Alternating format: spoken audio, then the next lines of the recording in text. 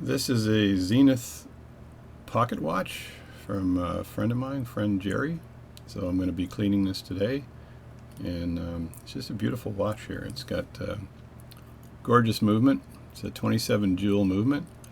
I'm not sure if it's adjusted or not. Actually, it is adjusted. It says so right there. I can see it. So it's an adjusted movement. Their jewel settings are really nice. They're gold jewel settings. This is pretty high end. I don't know if I've ever seen a Zeneth pocket watch before. It also has this regulator dial right here, this crazy regulator dial. I'm not actually sure how this works, but anyway, it's fine tuning of the hairspring. So I'm going to be repairing this or cleaning this today and get it working in mint condition. So let's start by disassembly. I think that's the first thing I need to do. So I've taken out the screws in the back. The case is over there. So usually I take the front off first and then I remove the screws in the back, but I decided today to do it a little bit differently. So first I determine what movement holder this thing will fit in before I take the movement out. And I've got these plastic movement holders. They're not the greatest, but they work. So I've had marginal success with them. I've unscrewed the front already. So that's the case. It's all yellow, so I might be able to do something about that. Maybe I'll replace the cover. So this should just drop right out nicely, and there it is. And then I'll set this movement aside here. One thing I've learned over the last couple of years is not to lose screws and stuff. So this is the movement here. I'm going to remove the hands from the watch now. So there it is there. First I'm going to get the bench key and align the hands up. So with the bench key, all you do is you put the right size key in the hole here. It's a bit dirty, as you can see. And you just turn it. And that will move the hands. I try not to spin them too fast in case the hour hand touches the second hand. And I don't want to collide, have any collision of the hands here. So just line them up like that. And actually they're not completely aligned to 12 o'clock, so the last guy who did maintenance on this watch, if anyone did do maintenance on this watch, didn't align the hands up properly. So they're aligned. Alright, next thing to do is to take the hands off. I think I should probably put my take my glasses off here.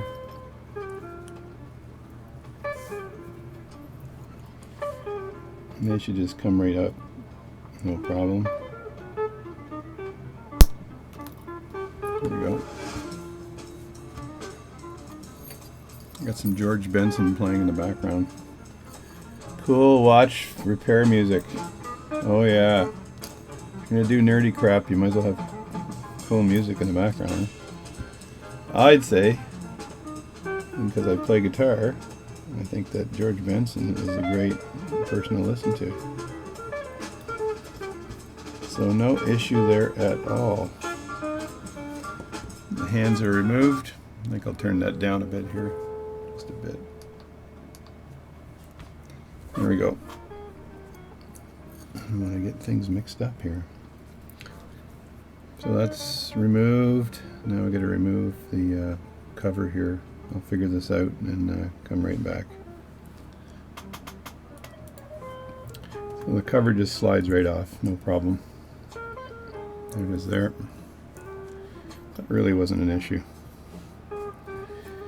And then to take the dial off, there's the little dial screws here, and you just gotta very carefully loosen the dial screws, and then you just pop the dial up. So this Zeneth pocket watch only had 2 dial screws, which is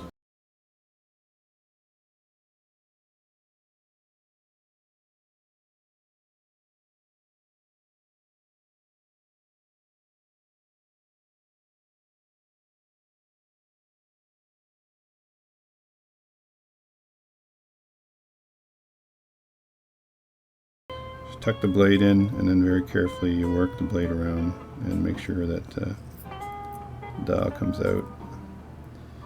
And if the previous person, when they cleaned the watch, they didn't pay attention to this and they tighten the dial screws up a little too much, they probably would bend it. So there's the dial. It's a very good condition. I'm just going to put it over here, yonder.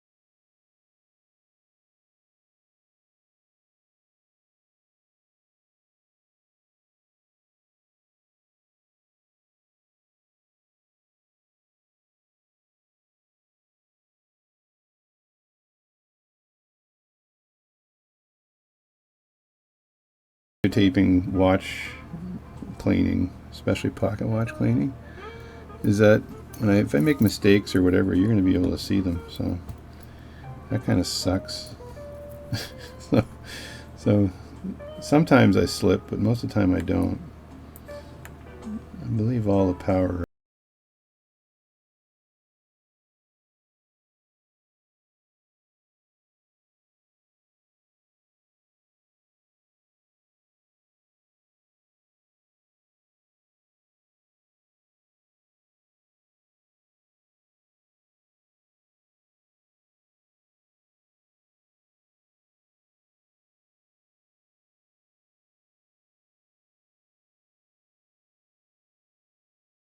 Figure out which way it goes. Oh, there we go. See, I'm loosening it clockwise, and there's a reason for that, and that's so it continuously tightens as it moves, as opposed to the opposite, going the opposite direction and then having issues, which it could, right?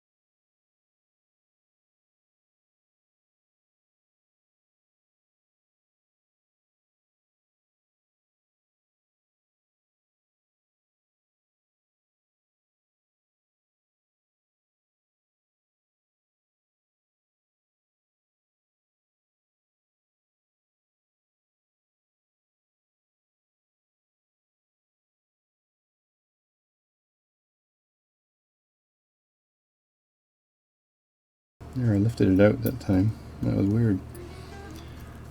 That was one crazy gear. And you gotta make sure these gears, there's the gear there. You gotta make sure these gears don't get ruined by your tweezers and whatnot. So, that was that. And you gotta use the right screwdriver for the right job here. So, just pull out the big screwdrivers, and you're not doing too well. So there we go.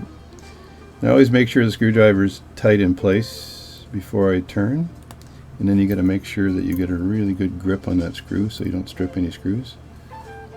Good news is I have a crap load of extra screws now that I bought off the interweb, as they call it.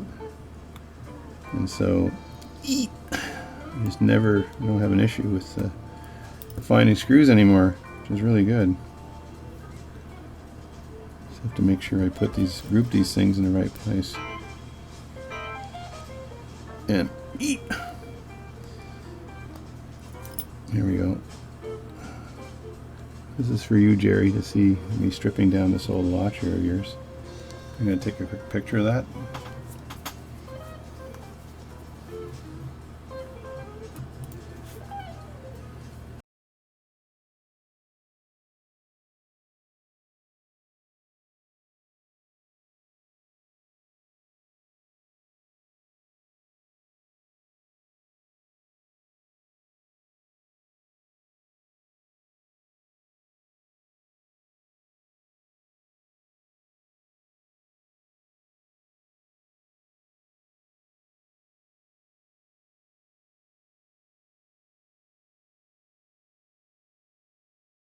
Gives me the rest of it.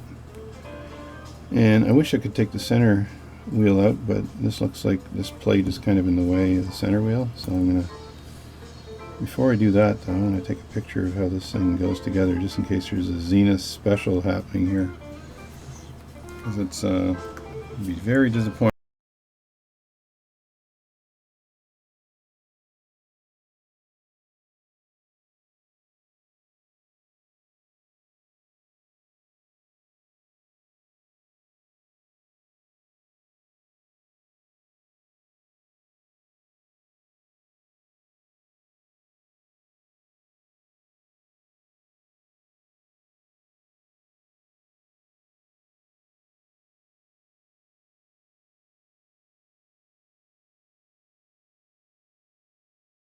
And the mainspring is in there. Now this is an old watch. I may just take this apart and clean the mainspring and then wind it back up again. So there it is there. So, le mainspring, as they say in French. The spring de main. And before I get all crumpy dumpy in there, I'm just going to take out the balance, because what I don't want to do is lean my thumb on the balance while I'm trying to take other stuff out. So that would be a disaster. I'd have to take all my other tools out, and I'd have to level off the balance, which I don't want to have to do. So just loosen that up, and then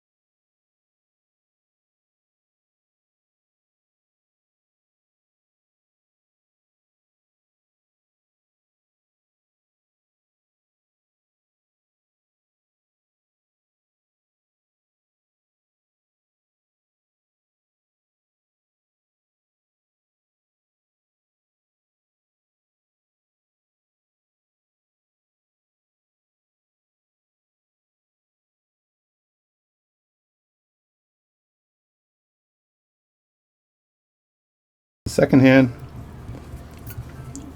and then this is the escapement. You very carefully grab the escapement and pull it up. There we go. And it's gear down on this thing, so you just have to remember that later. And then the last thing to remove on this, I'm going to take a little picture. I don't think I'm going to forget how to do this, but I like to take the photos too. So, and there we go. And that's the pallet fork is right here. Hi-ya!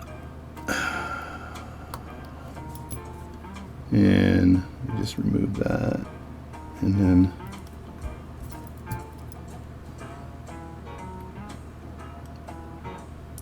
there's the other side of the pallet fork, and that came out nicely. And they get little tiny screws here, so I got to make sure I don't lose those. And then just got my screwdriver in here to edge that up a little. There we go. That pallet fork is just jammed right in there, right? Look at that. Okay. There's no problem. That's the plate for the pallet fork. I'll just put this where pallet fork plates go, and there's the pallet fork. Look how dirty that bugger is. See if I can get a close-up of that. Give me a close-up. Give me a close-up. There. That's it there. It's pretty friggin' dirty. Yeah, so I gotta clean that off. Now, I'm gonna clean that off with a toothpick and stuff because I don't like using lighter fluid on the pallet fork because it'll loosen up the jewels, and you don't want the jewels to be loosened. That is a nasty thing, okay? Now, this is part of the keyless movement here. So, I think today I'm going to be brave and I'm going to remove the keyless part. So, but first thing you do in this, because there aren't any manuals for disassembly of these things, is you take a quick picture of it so you remember how it goes. Then you dive right in with a screwdriver, like so. Again, make sure that the screwdriver is in there really well before you turn it. I'm going to have to put other glasses on. As was before, I've elected not to fart with the keyless movement. So the good thing about this is that when you clean this with lighter fluid, right, the lighter fluid gets into everything and removes all the goo. And the keyless movement can just stay where the heck it is. It's big stuff, so it doesn't move much. There's not a lot of friction on it, but I think I'll remove the back here and see how many gears there are on this thing. I don't know. It doesn't need lubricating. That's the good part of it. Anyway, don't mess with the keyless movement because keyless movements are tough to friggin' put back together if you frig it up. Oh man, that screw is tight.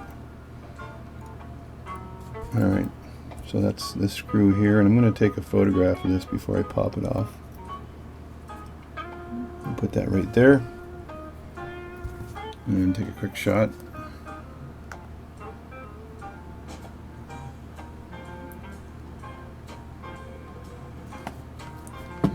And then I'll just see if this comes off the plate. There we go. And then I make sure that plate and the screw both go in the same place so they have a home. And then I've got 3 gears in here again, and this is again photo worthy. So it's kind of the minute gear there. I think that's the minute gear or the hour gear. Actually, it's the hour gear, I think. And that lifts right up. And you don't have to lubricate the hour gear, but you can. This little bugger here. I always check the front and back of the gears so you know how they're. If the gears are actually tapered, then when you put them back and if the taper wrong, then the gear won't work properly. So I just check and see if there's any tapering here.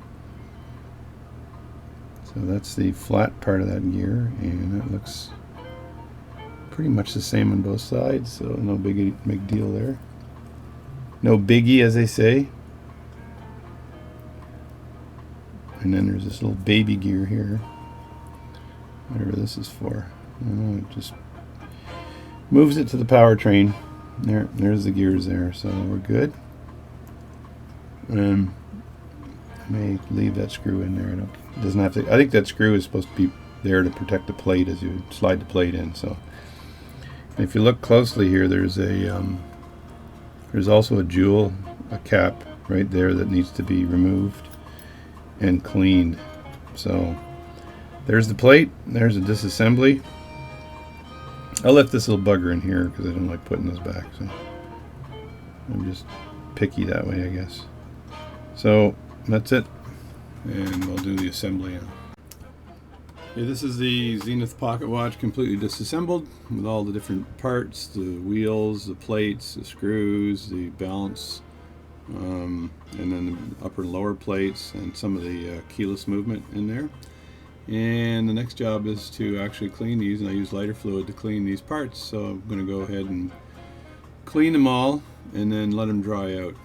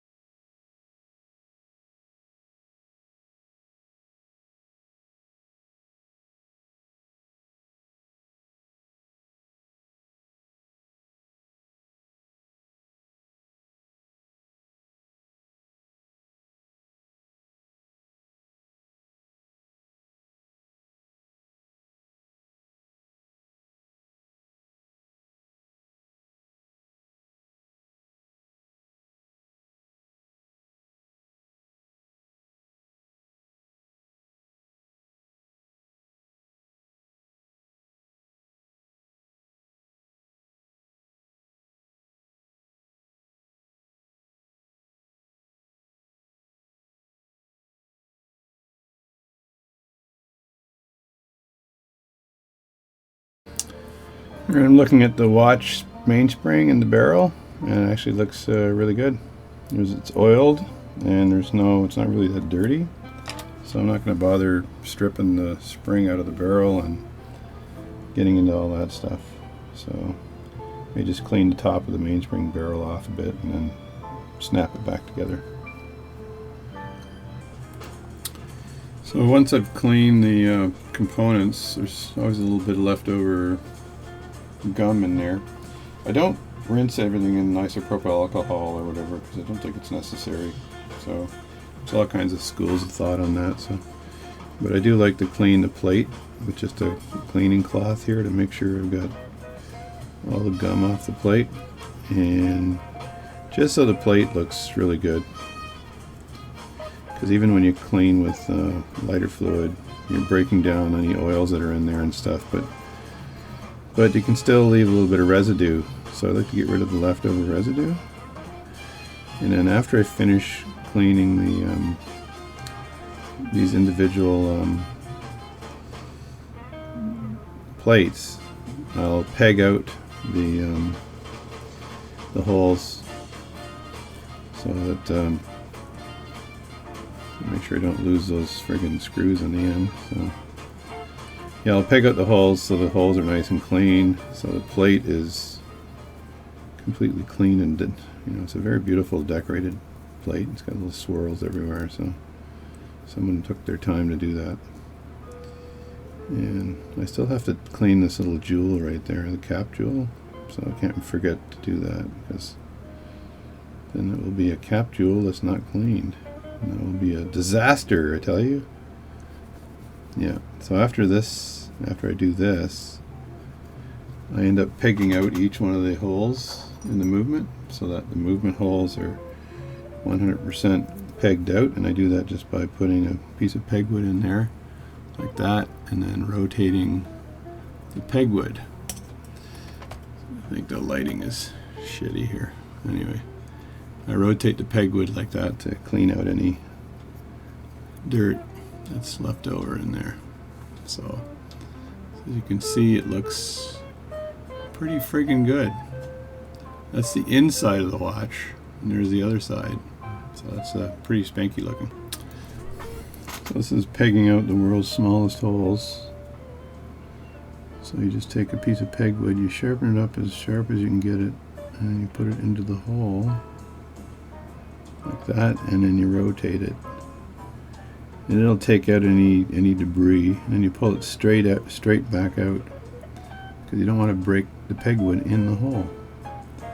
If you do that, then I think that the jewel wouldn't be usable. So that is how you do it.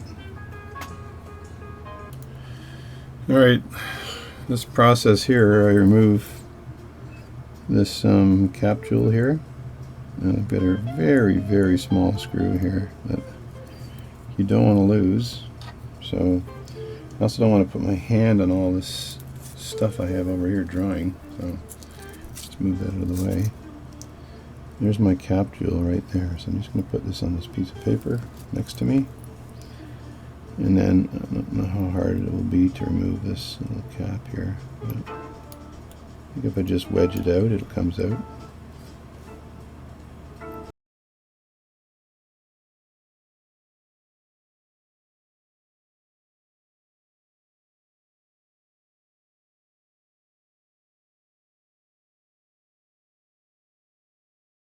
So what I'll do is I'll use a little bit of Rodico and I'll grab it. There we go.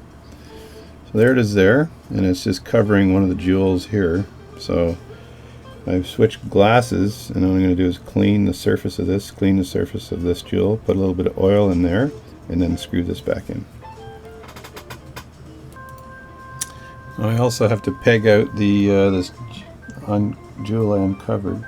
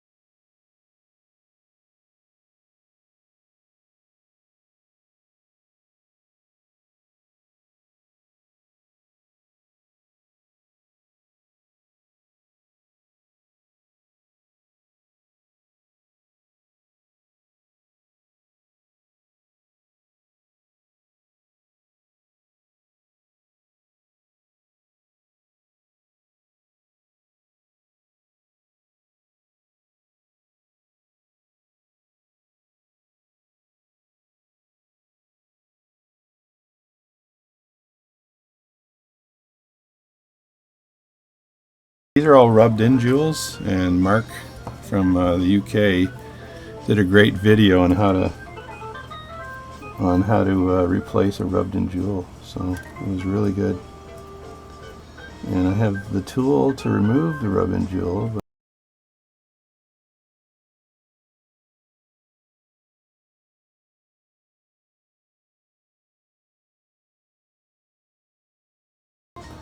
But I don't have the tool to press the rubbed jewel cap rim back around the jewel again. So if I ever have to replace a rubbed in jewel,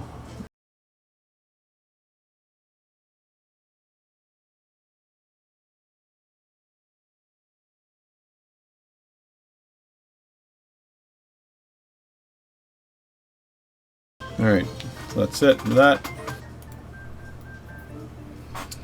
Now it's necessary to oil the jewel cap, or the jewel itself that I took.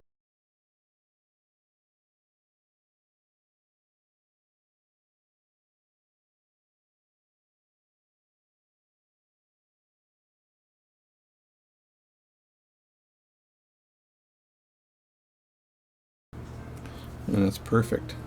And then once that's oiled, clean your oiler off like that, stab it in, and then what I do is this can go right on top again.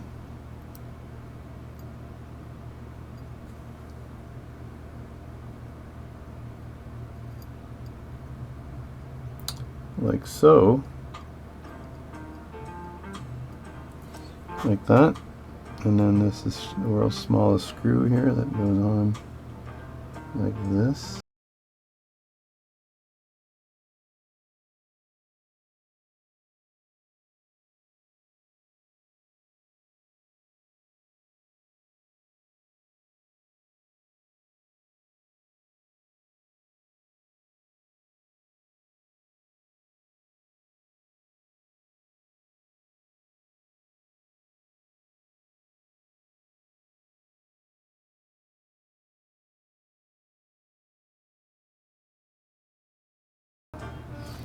There we go.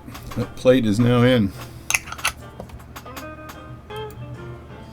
Now I'm going to rebuild the watch one part at a time, and while I'm rebuilding it, I will be putting the various screws back in their place as well. So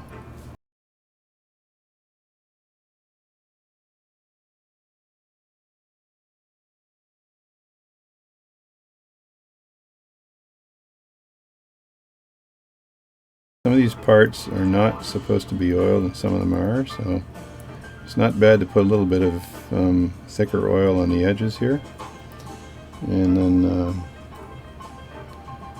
then you're good that way.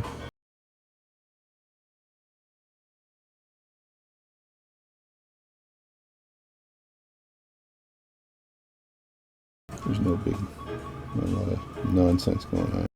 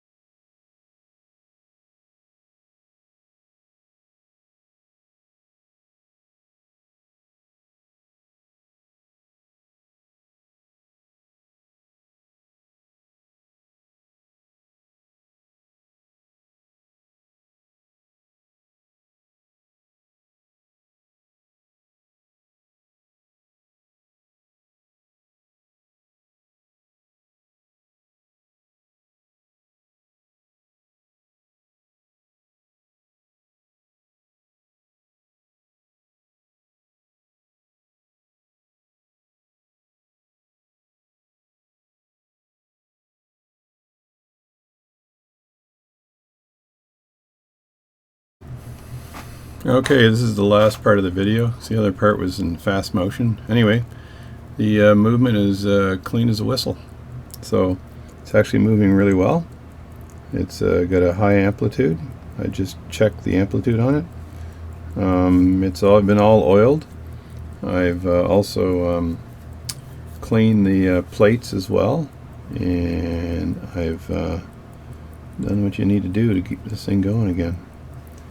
I elected not to remove the balance because it was running really well, so, and it looked very clean. So I decided not that I wouldn't need to do it. Usually I remove the balance if the balance is actually doesn't have a very good amplitude, but this watch, the balance actually has a pretty darn good amplitude. So no need, Jerry. So that's it. Actually, that sounds pretty good. No need, Jerry. So the movement is actually really gorgeous, except for 17 joule movement. Zeneth of all brands. I don't know what the heck Zeneth has to do with watches, but I think they made televisions or something. Anyway, it's a really nice movement. So I'm just going to clean the face off a bit, and then I'm going to put the hands back together, and then I'm going to recase it, and that should be it. And there's the face, nice and clean. That looks pretty darn good there, my friend. So your Swiss watchmaking friend has cleaned your Swiss watch. Go figure. Now it's time to put the hands back and then recase the watch. So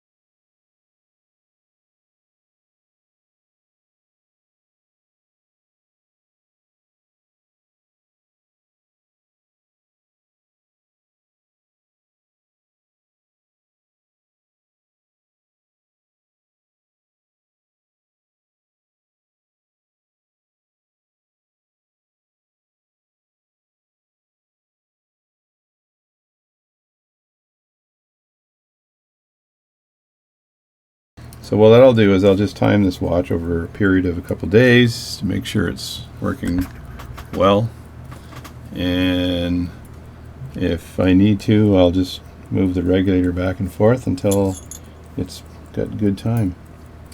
Right now it's kind of, I should move it right now a little bit because I moved it out of place before. So I just move the regulator just a bit here. Can't remember the direction I moved it in. There we go. Just move it like that, I think, and we'll see what happens. And then I'll screw the back in. And the watch, ladies and gentlemen, is cleaned. And there's also a video to prove it. I hate putting watch case backs on because I don't like stripping the threads. So there we go there. And that's a Zenith. It's actually a really nice watch. So kind of looks minty when you have it, like looks vintage when you have the yellowish on the case, but I really like the clear one, so I'm going to see what I can do there. Anyway, there you go, Jerry. It's all done. It's a beautiful piece. I started at around 10 o'clock, I think, and it's now 12:53, so not too bad. Now, if I had taken the balance off, which I didn't need to, then I probably would have added another half hour at least to the job. So there you go.